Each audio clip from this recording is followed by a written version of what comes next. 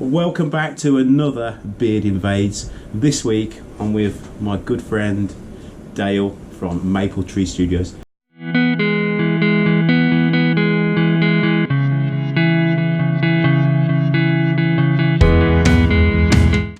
Thanks Dale for inviting me into your workshop. You know the score, guys. What we're going to do is we're going to have a little tour of Dale's workshop, which is really impressive, by the way. It's making me feel a bit of a slob, to be honest. And then we're going to do the normal. We're going to get Dale behind the camera and ask him some questions. Cool. Okay? Yeah. So what we'll do first is, if you want to just talk us around your workshop, or stop by the door. Yeah. Good Lord. And tell us a bit of history of why it's this shape, and So I mean, this building began as a storage. Can I say crap hole? I think crap hole when we're building the house. I mean, the main story with it was we need somewhere to store the tools. So we kind of used all the nooks and crannies in the house, but we needed somewhere to get them all the houses. We could start finishing rooms or building rooms and all that kind of And Dale stuff. built his own house, by the way. Yeah. There's a few. Most of the original tools that began with this was, in fact, most of this workshop was built from stuff that was left over from the house build. There's stuff been bought to kind of finish it off, but the principle is it kind of begins, and it's about 15 square meters to this point from way back there, and we'll show you that in a little bit. But the truth of it is it kind of gets to here, and all it is literally a big messy crap hole where tools are shoveled in, materials. I mean, it doesn't look like it now, but it was an absolute disgrace. I mean, it was just stuff piled on stuff. If the tool was in the workshop, it was like, I'll be back in about 20 minutes, and you're wading through stuff. And all that. So it's a bit like mine. No. Yours is really nice and well organised, and everything, you can put your hand to everything. We're talking like this was a rubbish tip with a roof on it. And then I decided I was going to make some stools and things, so I bought a lathe which used to sit over there. That sort of starts to change the place from being I've got to work in here now. From we're just shoveling shit into a shed, so I'm going to have to work in here. So round about February this year, I took it upon myself I'm going to have to extend it, so we added kind of 4 square meters here, and we put this lathe's predecessor on this. So we built all the benches. I say we, there's always me and a mate kind of thing seem to be doing this stuff. We built all the benches. Some of them were here, some of them needed to be adapted. I have 2x4s and scrap plywood and scrap OSB, and then painted them. Painted the walls. Yeah. The basic layout began that way, and it was there's a process called 5S, which is it tends to be in manufacturing, but it basically means everything has a place. There's a place for everything, and we kind of get it drummed into our heads over the years. So I have to put things in boxes and label them. It's very organised. Otherwise, it kind of hits at the OCD. But the basic reason for doing it is I don't really get a lot of time in here. So when I do come in, I don't want to spend 20 minutes hunting for the hammer. Yeah. I want to know where, exactly right. I want to know where it is. So that kind of drove. It became this place. That and the neighbours sort of thing. It needs to be quiet, so it's got quite a lot of insulation in it. And we took away the windows to cut the noise down, and you kind of wind up with this. Yeah. I like these. These actually look like skylights. It looks like daytime. Yeah, they're about 5. I think they're roughly 5,000 K. They're only about £15 off of eBay. Now this one's got a manufactured frame, but the other ones are made. And what it does, I mean, over the top of the lathe, you don't really get shadow. Yeah. And you don't get the shadow because of the wall reflecting. The wall painted white, JP. The wall painted white sort of reflects the light from the other side of the lathe. It's one of the things I'm going to take back with me from doing your invasion is the white walls. Paint the walls. It's just, and the white ceiling. Makes a difference. It does really make a difference. Yeah. And it's just reflecting the light everywhere. Cuts the shadows. Shall we start at your bandsaw then? Sure. You ready? Give us a little bit of a tour. Yeah, we're going to do a little bit of tour. Before we do a little bit of tour, we're going to make some random witticism about your father, just for my personal amusement and make me smile. What can you say about the beard? What you can say about the beard? The beard is false. I mean, it is actually false. I watched them gluing it on earlier. Right. Okay. It's invading my invade. Right. So, machine. This is a Charnwood W721. It's basically a 12-inch bandsaw. I bought this one this year, replaced the Record Power BS9, so the BS9s are quite dinky, but it's really the throat I was chasing on this. Is this the 300mm? It's 300mm, yeah. Okay, yeah. So it's got a cut depth of about 170mm. Okay. So it'll do like 5 inch. 7 inch. Oh right, okay. 7 inches. It's quite. It'll wind quite far. Yeah. You know, so it's yeah. Quite good. It's amazing how similar this is to mine. I mean, they must. I think there's some reference designs that they're all roughly based on. Yours is better because it's clearly the manufacturer who's chosen yours or built yours has thought about it a bit more, so there's more to it. But if you can imagine, if they took all the toys off, you use the good stuff. Yeah. This is just a basic practical one. I think mine's 350 with a 6-inch. Absolutely. Yeah. The choice of this machine was driven entirely, though, by this and how far it extended into the room. I would have loved a bigger, madder, like Andy's, a bigger, madder machine. Yeah. Scary though. Just couldn't get it in. Just couldn't get it into place. Even if I could have found a use for it, I just couldn't get it in. Yeah. So I built. This one's built on a mobile base, and it's kind of a theme for some of the machines. Everything's on casters, lockable casters, so they lock down to where they are, so they form part of the kind of bench area. I don't really have a lot of space, but I have to cut. Used to have to cut stuff to cut a bit of flat work. So if you're getting a 8x4 in here, and you can, but you've got to wheel the bandsaw out of the way, and you've got to wheel the chop saw that we'll talk about later on. So this good machine, very straightforward. Charnwood W721. Quite like some of Charnwood's stuff. Definitely do. I've got a few bits and pieces by them. Yandles stock a lot of their stuff. Just wish, and if Charnwood are watching, colour scheme. What? The yellow is particularly bold. Yes. So built the base unit. Nice little drawers. Get stuff out of the way. Odds and sods, bits and pieces. Fully mobile. Dead weight for the bandsaw. Ultimately, that was the design thinking. It has to have a drawer, put boards and stuff, and it's really ballast for the machine, so it's not going to tip over. Good. Right. So next one along is my trusty, battle-hardened Evo Rage 5S table saw. Now this thing normally comes with a full fold-out stand for sight work. I have the stand. Yeah. Have the stand. Didn't fit it to it. Built another trolley. The principle behind the trolley is it allows me to pull it out, move it around, etc., etc. It's really good. It lets me adapt and modify the space. Again, locking wheels.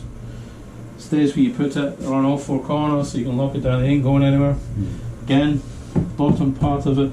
Boards, offcuts, stuff you want to keep, but it really makes this thing easy going anywhere. Yeah, it can stay there. It gives it more rigidity overall. Lower centre of gravity. Absolutely. Yeah. Next one up is my lovely, trusty Evolution Rage 2, I think. 355mm chop saw. Now, some folks will be saying, why don't you have a miter saw?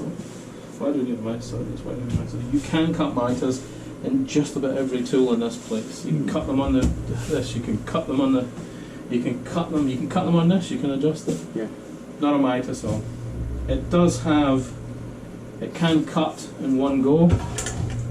I seem to recall it'll do 220 in a single chop. We used it during the house build religiously. It was a weapon of choice for cutting beams, 2x4s and all sorts of stuff, because it's just straightforward industrial. It's got a giant motor on it, and it will cut through metal, plastic and all that kind of good stuff. Love it. One day I'd like to replace it because it has one tiny flaw that's not a problem when you're using everywhere else. When you're using it here, it has no dust extraction. Whereas table saw and the van saw do. So when I use it, this thing throws stuff around. I've got a little bit of a solution for it, but really, it's where if you find sawdust lying on a countertop, come from this guy. It's really about it. Underneath it is my trusty Triton Planer. I'm not going to fish this out if that's okay. That did all the oak work in the house. It does all the finishings that I want to do in here. Really good, very powerful, worth its weight in gold. When you're doing plywood layups and you want to get anything down to level, it's absolutely brilliant. It's not a jointer. If I was ever going to replace it, I would replace it with a jointer, but it works brilliant. Really, really good. Thicknesser, really good. As we move down the bench, on the wall, one of the things that people store their big clamps on ceilings and all this kind of stuff, but if you store them on a rack you can get at both ends, you can get more into a tighter space. And I'm a fan of the magnets on the walls, always have been.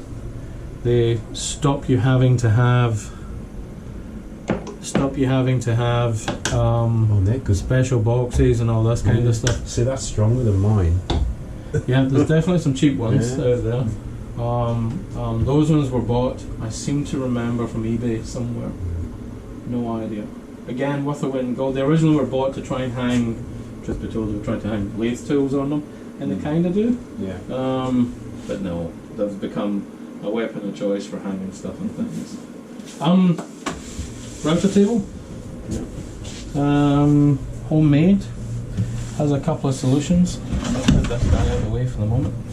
A couple of solutions on this one. Router lives in there. And that's a small. That's up to a little. Router here. This is a little Von House.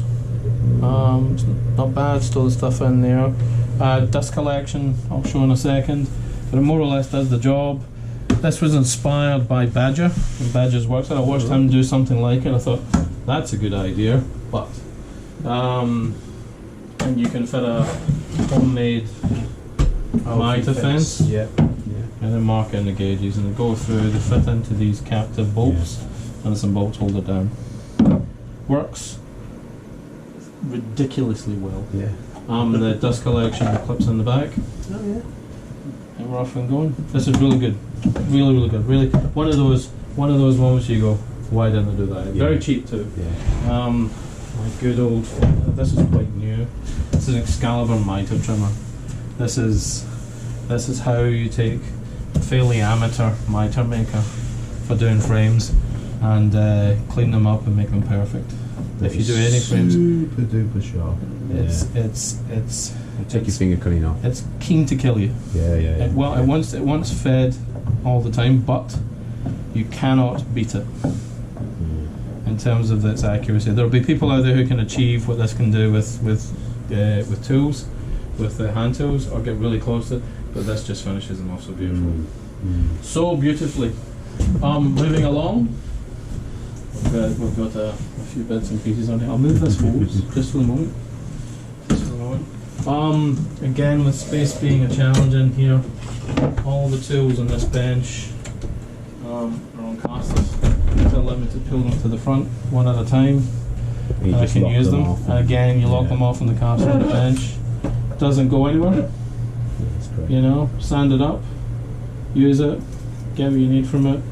Again, dust collection, captures all the stuff, fits into the dust extraction we'll talk about, I think, as we go around. Axminster 12-inch, bought for doing finishing in the house when I was doing some of the corners and stuff. Now it gets used for doing rounding and everything. Great thing, ridiculously heavy, but really great thing. It's a cast bed though. Totally is. It's not some cheap piece of poo made from spindle sander. Oops. Spindle sander. Cast bed, Von House. Looks a little bit like Triton, but I think that's just in passing. It does exactly what it says in the tin. Can't really fault it. It's a spindle sander. In the corner, in the corner we have. Ooh, is that Robert Sorby? It's a Robert Sorby pull edge. I use this for sharpening chisels, all sorts of stuff. I think I might have a caster locked off this. Again, basic idea. When you're going to be using the lathe, wheel it out, Have it handy. put it where you want it to go, lock it down, and use it. This thing tends to cop it from these two in terms of dust. Mm. A little messy, but I love it. Next up is my very new, as in matter of weeks old, Coronet Herald. Very shiny. Very shiny. It's very shiny. It's just got enough debris on it to make it look legit. That's what I'm saying to people right now. It's a nice machine. It's very, very good. Young, I had a chance to use Jamie Page's. I'll put that over there. Really liked it. I was looking for a lathe because the one I had couldn't lock the spindle. That's where the problems with it begin. Yeah. But this one doesn't have that. I mount it on a bench. The bench has a huge sink scoop in the bottom of it. There's a plug in the bottom of it where all the dust and debris falls straight into it. And when the vacuum's on for the workshop, it basically sucks away most of the stuff. So when you're sanding, it pulls it down. When you're turning, a significant proportion will go down, and it means that the clean-up job round about it is really, really, really simple. And this is without the extension. It's without its predecessor came all the way out to here. Oh yeah, I've seen that. That was that. Yeah, it was an Axminster 370 WL, something like that. I seem to remember. That was really good from the point of view of its length, but it was noisy. It had some challenges on this end, some challenges with the banjo, but this is a completely different animal. Really, really like this. Doing a bit of pen turning with it. It's just a different beast. Different beast. It's obviously built on a bench. The bench is integrated dust extraction, which I did fits into the dust extraction that goes right the way round the place. I mean, we've got extraction over here. I'm using it as a sticker wall. Hi, dog. Hi, Wayne of the Big Feet. You're not there yet. You're not there yet.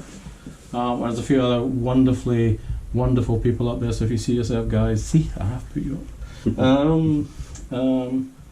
We got a few other bits and pieces. Again, usual stuff for tools. Bit of integration, drop throughs, so that they stay out of the way. Chuck hub.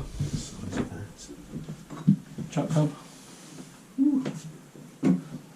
That's a sort of Wayne the Woodturner inspired. Is that for you doing your mortises? Do them first, and then you're off and running. So you don't need to draw them out quite the same way. You get these. I think they're called. They're basically hub mounts. So you can mount your chuck on the wall. That's basically the thread you've got in your lathe. Get them from Axminster. It means you can take the chuck off, or the faceplate, get them out of the way. These are 1 and 8. This is M33. I've got 2 new ones coming for this one here. I'll replicate the same thing. But keeps them out the dust and the debris, and they don't become a faff. There's, as we go around the place, some of the cameras. So we've got every workstation has a camera on it. This one looks straight down. This one looks over. These are recording all the time because I hate filming. Don't mind editing, love editing, hate filming. So we've kind of got these, so I can get the footage I need, and there's the USB cameras for allowing me to show people what I'm doing more live. They're quite new, little bit of an experiment. We'll see where they go. Now they provide 30 frames a second. These guys provide 15 frames per second, so they're perfect for speeding up. But they're everywhere. This is a this is an old tablet PC, touchscreen, do stuff with your fingers, running Windows 10. Actually, I think I'm running Windows 8, but there you go, there's the geek in me speaking. Again, it's designed with the idea that maybe I'll do a live, maybe I'll do stuff with that. I'm just feeling my way So you to can the edge just of it. log straight on to YouTube. Watch what's going on in the chat. Yeah. Do the lathe stuffy here all around the corner. Cupboards galore. Tools, stuff out of the way, some plug sockets hiding down the back in there. Again, pull out the stuff, keeps it tidy, don't need it. Put it away. Colouring bench. Before I do anything on that, the workshop has airlines pretty much around. There's 3 sets of airline ports. They're all pretty much standardised, but there's one over there which has different versions of the connector for different things. For this is really the colouring bench. It kind of does where it's got a lot of use from scroll saw, it's got a little use from picture framing, it's got a little use from wood turning. But it has all my wood turning tools here and there. They're all housed in these things. Got my intrinsic colours, all the micas, acrylic paints, all that kind of good stuff. Shelf rack again, built from just what was scrap wood, painted. This is shuttering ply, but because it's got a very pretty edge, just straight out. I thought we'll have that. There's a Charnwood fine particle extractor up there, which is on a remote control for turning it on and off. Cupboard. So the cupboard, so all the extraction and all the air lines have to go somewhere. So one of the big challenges I had with this place is when you run a CamVac or a vacuum, they're really loud. So I put it in a cupboard. So we have a record power CamVac. It'll hold 150 litres of sawdust of all shapes and sizes, and whatever else gets sucked that way. There's the odd screw and tools, and I think there's a pen made it in there the other day, which I'll fish out later. And it lives in there. It pulls in from 3 branches to here. It's 3 horsepower. 2 kilowatt motors. Exceptionally powerful, great. It's HEPA filtered, so anything that blows out to the outside is probably cleaner than it is in here. But I use it because there's a port here. I can use it to change the air, pull fumes out, and get the place. So pretty much it down in the winter. takes the heat out of the room. But more importantly, it takes whatever's in the room. So if you've got you open opening polyesters, like you open a thing of poly, the place reeks. Switch that on, pulls it out, which you can manage it really well. Or any one of the pots. This is a 5-metre hose, connects to this port here. That's to allow me to clean the dust up. So if anyone's ever looking for the secret of keeping this place tidy, it's really this machine. And this you attach huge that hose. to hand tools as well? This one can go to hand tools, connects that port, so you can connect everything. Most of the machines have it. Like over there's a flexi hose for those guys. These are fixed permanently with blast gates. So it's really good in that respect. But this is much more, how do you get the crap off the floor? How do you plug into a hand tool? So the sander would get this, the freehand sander would get it. Again, keeps it good if you get the right kind of thing. Up the top of the cupboard, we have a extremely quiet compressor, 22 litre pancake style. It's actually a dental compressor, I'm told. Oilless, doesn't need oil. It runs at 58 decibels without the cupboard, and with the cupboard it goes all the way down to like. That's what JP's got, isn't it? It's exactly the same machine JP has. We it was one of the early moments when JP saw the workshop. He said, I've got the same one, so it was great. Good machine, great machine. I'm not going to show you. I'll show you later. Proper dust mask. Oh yes, yeah. Proper dust mask. It kind of replaces that, but it lives in the tub because the tub keeps it fresh and clean. Keeps dust getting inside. But I don't really suffer from it too much in here because, again, the CamVac's running. It's drawing all the dust out. I don't sand beyond 240 without using Yorkshire grit. So it ain't a problem. Right? Yes. Every workshop should have a PC. This is a law. Many people break this law. This gets used for entertainment and music and keeping tabs on the world when you're in the workshop. It really hosts most of the camera recording stuff, and if you've ever been on a conference call with me and I've been in the workshop, you've seen me on video in the workshop. I'm really sitting here. Yeti mic covered up, bit of a webcam. Around it is more storage, all labelled up as we said before, battery charging station, screwdriver bits, plastic storage tubes, everything in a box with a label on it.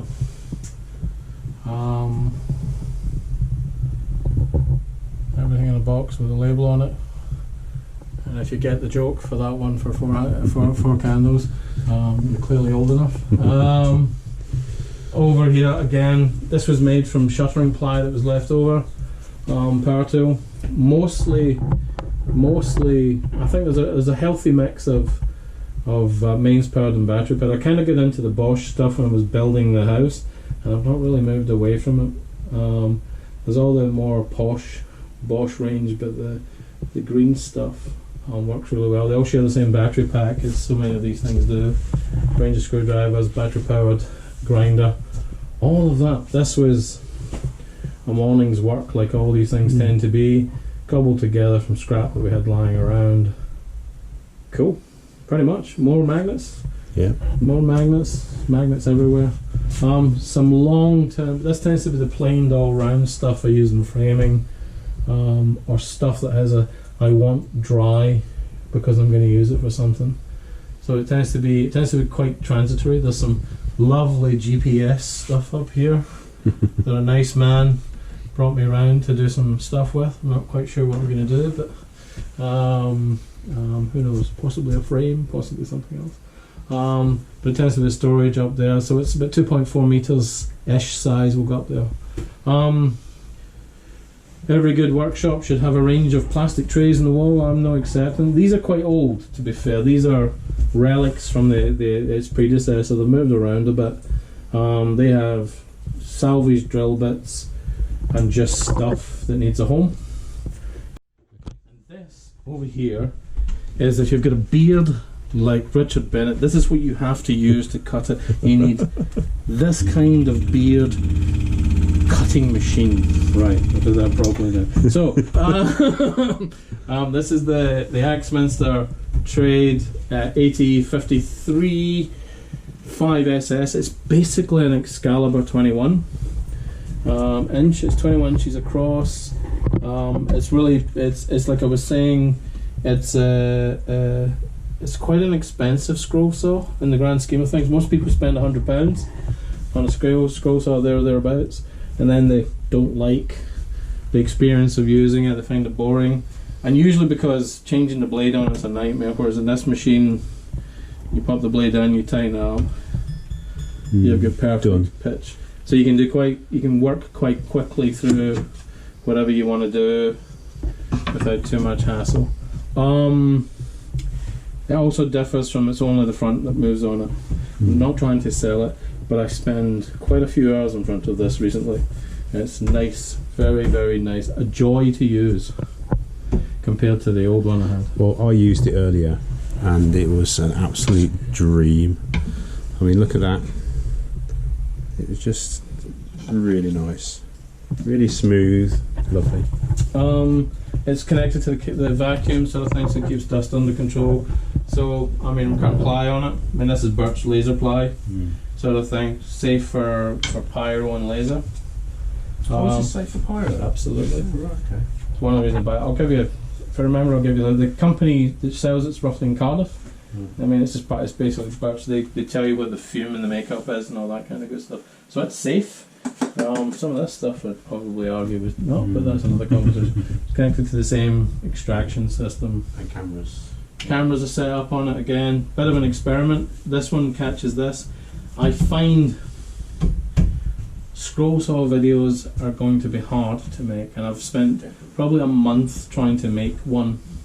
I've got hours of footage, but they're a little bit boring to watch someone cutting. It's a bit, however, the end product everyone loves. So I've had this same discussion with JP. yeah, You know, he's known for doing this, isn't he? 100%. But he's Jamie stuff's awesome. He's, really, yeah, really but he's struggling with it because it's quite boring watching someone do it.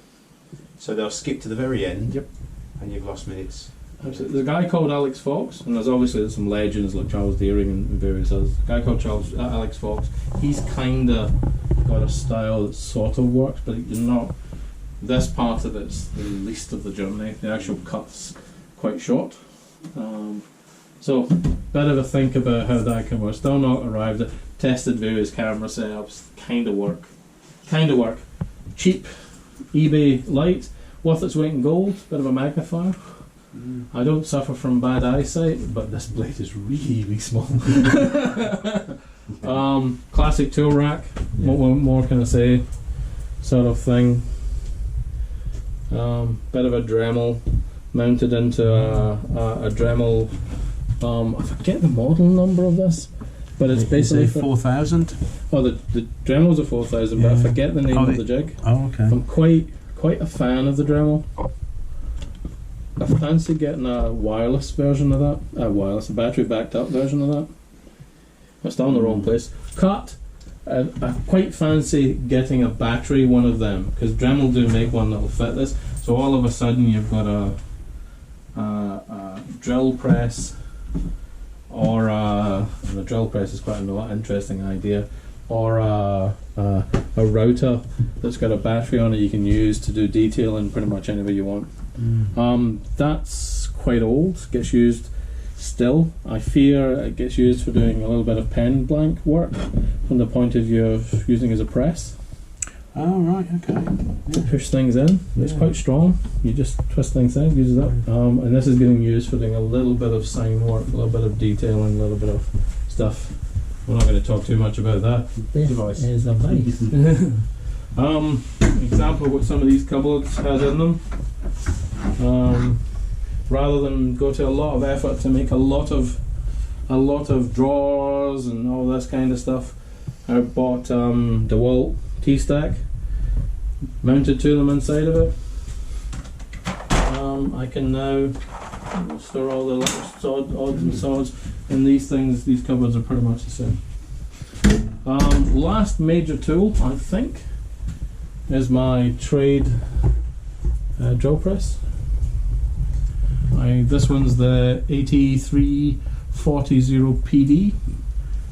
It's about 4 months old in this workshop. It replaced a Chinese one, and I use the term Chinese in a positive strain. I had a little drill press, little mini one, kind of that big. Was really, really okay, but you could not get anything of any size underneath it. This machine is extraordinarily accurate most of the time. I say most of the time because every now and again you're messing with some cheap drill bits and they wobble like a bugger. But possibly the most useful tool in the entire workshop is the sink. Is the sink. This gets used for washing things, washing hands, cleaning up. It's just a pain in the ass without one.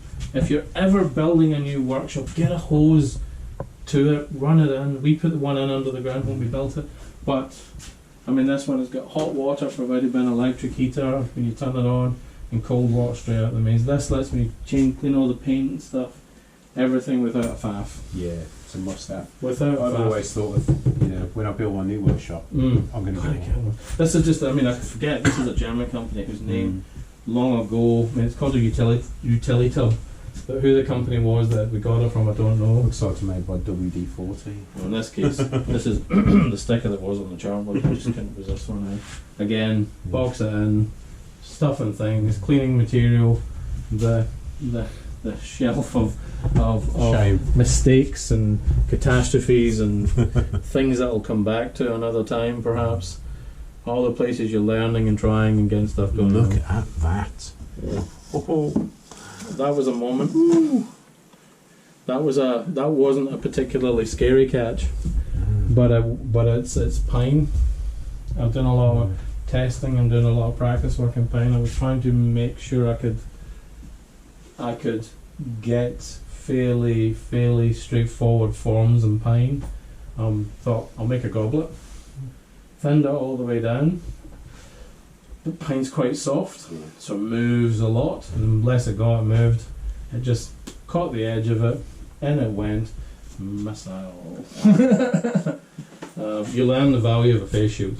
Oh yes. We're one of them. You definitely do, because it comes after and goes thunk, Yeah. and you go, well, that's that's it. So that's kind of the walk round. Right. Okay. There's obviously the extraction pipe that runs over the middle of this. That's done using remarkably cheap plastic. As long as you have it, that's it. I think though, one of the newest additions to the workshop I think is really worth showing you. It's kind of in your honour. The unicorn horn on my helmet. So you need one screwed in there. I need it. I mean, it's clearly an amateurish way of approaching it. I'll have to make you one. Cool. Here we go, pal. Right. Aye. We're not going to do this bit now. What we're going to do is we're going to indulge in a bit of Paliano Glasgow, you know. So this is a case of, it's not a case of, this is incorrect, ho pal, that's a lot of pish. Straight out, I didn't even any of that. Did you, Jake? A little bit. No, a little bit, alright. That girl's quite pretty. Oh, that's a pro lass. Wrong thing. Right. We've had a tour. Let's just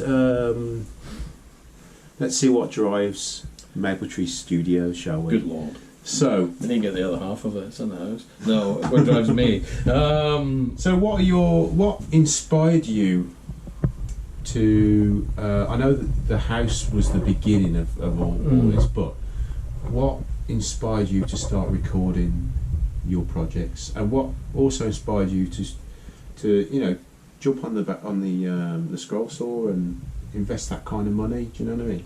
So to be totally honest, one of the great challenges of making stuff and creating stuff and is you can only make so many things and then hand them to your wife. No. It's really the you suddenly discover. So I was going into work and I was saying, I made this, I've done this piece in the house, I've done that, and you become critically, really heavily aware that most people in an IT office or most people in an office in the middle of London have no sense of what's involved, have no sense of what you're doing, have no sense in that sounds really funny, but they don't get it. They are the lunchtime video watchers that jump to the end to see the finished product. Yeah. So they're not getting it, kind of thing. Unfortunately, there's a lot of people out there that and do I'm that. quite enjoying watching these along with them between doing the house and doing all that kind of stuff. So you kind of get to a point where you think, you know what, I'm going to try and start recording. We kind of did it with the house, with the Facebook page, the Maple Tree Studios Facebook page. There's a lot of stuff with the house build, and we used to talk a lot about what we're doing, what this piece, here's how that's going to look, here's the next phase, and we did a lot of that stuff. So there was a bit of an outreach. It was quite a small, here's family and friends, and you'd kind of see it. But someone made the comment that what I should really have done is done a video log for it. How watched, so that folk could have saw me slowly but surely get better at. You know, like when you go to the house tour earlier on, I can take you around the house where you watch me improving as you go around the house, kind of thing. Anyway, so there was that ability to actually show family and friends what it was I was doing, because we're quite far away from most of them. My folks are in Scotland or Australia. My wife's folks are in Malaysia or Australia. So we're quite distant. So how do you explain to someone you're making something? Oh, I know what I'll do it is I'll video something. So we decided to do this. So we're making little videos before we post them on YouTube. And then you think, you know what? I've been watching all these people making videos of here's how you hang a door. Here's this, and you stumble across people like Doug from Pole Barn, or who's just hilarious. Waving finger at the camera. Who's just hilarious to watch. He's laughing at all his mistakes, and he's just an inspiration. Warren from Scrapwood to Craftwood. He's just an average guy making stuff and getting out there. Used to be Big Boys DIY. Used to be Big Boys DIY. Yeah. Great guy. Lots of very fun to watch because he's just down to earth and he's telling you how it is, and he's quite inspiring because he's out there and he's just doing it. He's talking about it. There's no whistles and bells. No whistles and bells. It was great. It just goes on. It was good. So you're kind of watching that kind of happening, and I'm thinking, do you know what? I'm going to publish some of this stuff we're doing. So you publish the first video, and you discover how much of a pain in the butt it is to video these things, and you suddenly develop an entirely new respect for the Nick Zamettis of this world who are doing all that editing and doing a lot of cut sequence, and even the folk who are doing that, even Wayne Clasper who's doing that single take stuff. It's quite so why did I do it? To answer your question very directly, showing the friends and families how we get into it, but you think, you know what, why don't I just make it available to everybody? But the making's hardwired. Yeah. You know. So I guess that would be it. I think getting into making is okay. You finish the house. What do you do next? What do I do? What am I doing with my weekend? You bought all the extra tools. I've got all this gear. I've learned all this stuff. What do I do now? What do I do now? What do I get out from under the feet of the boss and all that kind of stuff? I bought a lathe to do some work in the house. And you just kind of get into it. Yeah. You just watch the hours disappear. You're in the office all the time. You come back and you start making stuff, and you start to draw out some of the creativity you use in the design and the build of the house, and you start to channel that into other things and learn the tools and transfer that over. So it's I like to close a day having done something, and making is an awesome way to do that. Favourite tool? Ooh. Least favourite tool? Ooh. So I'm going to answer that in a kind of peculiar. I think I'll answer that from the point of view of a politician. No, I think it's hard to describe a lathe or a scroll saw as a tool. Right. Okay. I thought, because although they absolutely are. So my sort of thinking was, and that is, if you were talking about the machines, it's really tough. It's a tough thing to answer. I am very much into the X21 at the moment, the scroll saw. Very into that. Getting a lot of success with it. Getting it as a bit of an outlet for making art. So I'm quite into that machine right now.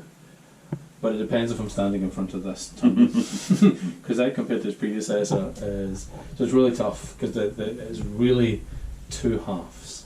Okay. All right. Two halves. There's lots of little tools I could talk about, but there's these two machines at either end of it. These are so they would be the favourite from the tunneling, from the kind of split, from the kind of slightly schizophrenic way of making this stuff. Tools I hate or dislike. I'm not a huge fan of my hand electric planer. I just think it's trying to kill me. Okay. I think it's out to hurt me. I think it wants my blood. It certainly has a good go a few occasions because it's one of those ones. I think I said this before, but it's still spinning when you're taking it down. So you've got to be very aware of what it's doing. A circular saw closes up behind itself. The table saw is like a lion, roaring at you. It's very obvious what it's planning to do, but this thing's quite insidious. I'm not a fan of it. And then you wander into the sort of little bits and pieces. But so I'm not a fan of that. Like what it does, don't like it. That's why I bought the bit. That's why I bought that to kind of get away from it. And there are loads of bits and pieces. Right. You know what it's like. You buy this tool, it's awesome. Buy that tool, that's awesome. Yeah. Alright, so just to wrap it up now, where do you think Maple Tree Studios is going in the future? Where do you want it to go? So I think the honesty at the moment is I'd love to do. I'm desperately trying to find a way to try and communicate some of the passion and enjoyment I'm getting from the scroll saw stuff. Okay. I find that quite because it's really easy to fall in love with wood tunneling. I love wood tunneling. It's great. It's awesome. It's quick. You get fantastic results. You can do amazing things. You can make practical stuff with it. It's like what Andy's heel. Or he keeps saying to me, and he'll remember this, there's only so many things you can make round with it. But I love mine as well. Yeah. I mean, I just can't. But it doesn't tick all the boxes somehow. It's great. I mean, I really. I don't want to. Don't listen. I love you. Don't listen, Poofy. Poofy. But no, I didn't say that. It's called his leg Poofy. Do you know what? That's going to be a thing. I'm going to make a label for it there. Poofy. This lathe's called Poofy. Poofy. Yeah. Maybe think about how that's spelled. But I'm really keen to try and do some stuff. I'm quite inspired by the 5x30 workshop. Julian Martinez's series he's doing on how to get into scroll saw, because he's kind of much of the scroll saw community on YouTube is quite been around a while. They do great work, they do awesome stuff, but the only way to find out how to get into is to go 4 years, 5 years, 6 years, 8 years back into this. And Julian's kind of tackling this fresh blood stuff. So is it your shout out? He's 100%. Julian's a Julian 5x30 workshop. Julian, keep up the good work. We're looking forward to the next episode. We'll put a link in the description. He's 100% what he's doing in that space. He's just a great. He's trying to communicate some of the passion he feels for it and teach people that. And I can totally get behind that. Quite like that. So that's where you want to. I want to try and explore how, from a YouTube perspective, 100%. I want to try and somehow make those interesting, communicate some of the passions somehow, without making it, 4 hours long, watching a scroll saw blade cut through stuff. Part 1, part 2, part 3. 100%. Needs to be something slightly more exciting. Doing a lot of monkeying around. Hopefully I'll have something soon. Hopefully I'll have something soon I can share with them. Everyone keeps asking when's the next video coming out. I have hours and hours of footage, quite literally, that I'm working through trying to make entertaining. So yes, I think that would be it. Julian's an awesome guy. Of course, the Beard 16 would be another one, but I can't say that. I don't look up. Cool. Right. So, well, I really appreciate you inviting me into your world and giving us a tour. Thanks to Jake for doing the camera. Jake, you're awesome. And thanks to you, sir. Thank you for coming in. And all the links mentioned in the description, and Dougie, and I'll see you next week.